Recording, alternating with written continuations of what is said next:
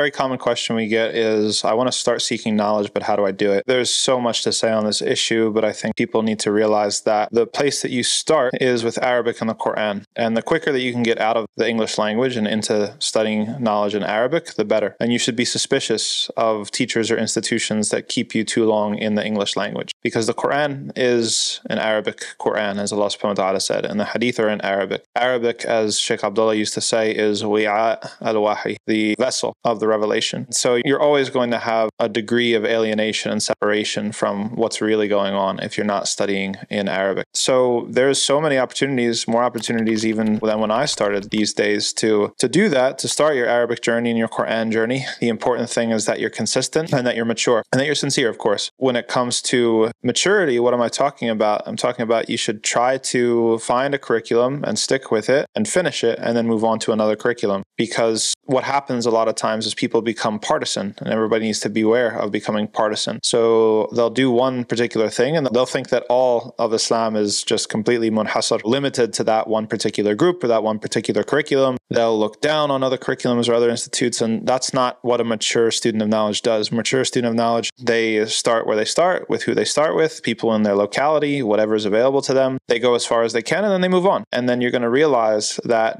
there are different perspectives. There are things that are non-negotiable in Islam, of course, and there are things that are open to interpretation, and a couple or various different, let's say multiple interpretations are valid. So this is something that can't be just spelled out to you in the beginning. This is something that you're going to have to figure out on your own. You're going to have to navigate it. And so it's going to take maturity to deal with that and be patient with it, because in the beginning, the temptation is to think that the only thing that's out there is the thing that you know. So in general, that would be my sort of advice. With studying knowledge, it's just about who's the last one left, who's going to stick with it the longest. It's not about sort of how fast you go. It's just one foot in front of the other and you keep on moving. So consistency, maturity, and obviously you have to have a good intention. You're not qualified to understand who knows what they're talking about and who doesn't. So you should pick your teachers based off of their akhlaq, based off of their character, and you should run far away from anybody who has poor character, because if they have poor character, even if they're teaching you knowledge that is technically correct, it might be a hujja alayk wa laysa lak. It might be against you in the afterlife. It might be building the case against you for your own punishment, as opposed to being something that you're going to benefit from, let alone benefit others. So that's my advice, and inshallah ta'ala, there's much more to say on the topic, but that's at least where to start.